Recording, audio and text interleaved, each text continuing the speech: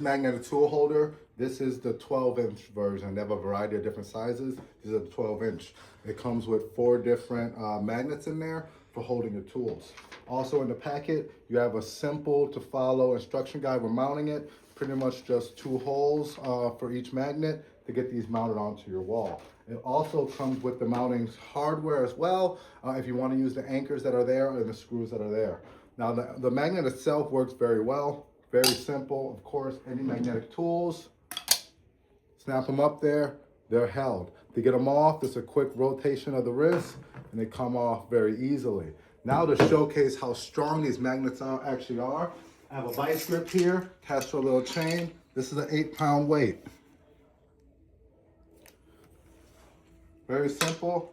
Attach it there, holds it without any issue.